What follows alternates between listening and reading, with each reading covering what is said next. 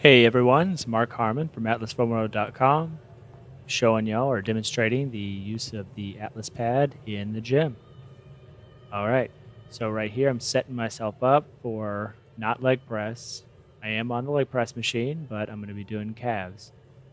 So what I noticed for my lower back is without this device, the Atlas pad for a little bit of a tailbone or lumbar support, I noticed that my back would arch too much, and in arching too much, I'd have some unnecessary pressure on my low back.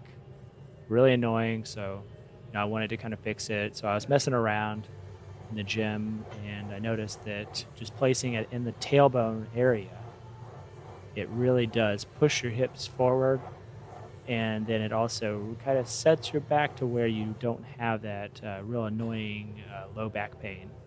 So you would call it Coccyx Support, Tailbone Support, or really it's mostly like Lumbar Support. As you sit down, really situate it, find your tailbone, and then really push yourself into it. If you're having an issue and you don't feel that it's really that effective, go ahead and start adjusting, the back part in order to get the perfect feel. I was doing that. It took about 5 minutes. This angle was just not the most optimal to what I'm getting at right now.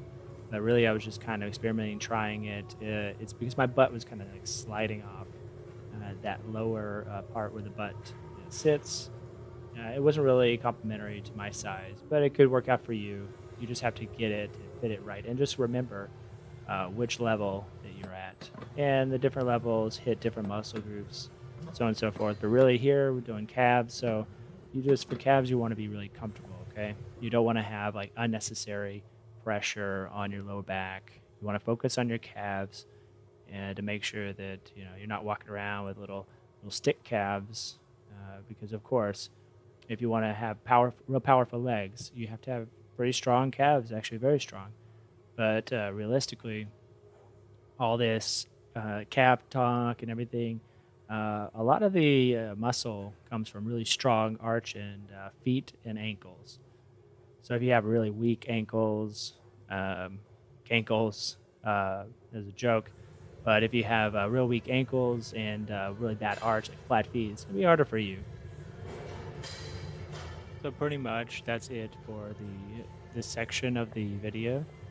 Coming up, I'm going to be on bench press, showing you how to use the Atlas pad on the bench press and how you can have lumbar support there.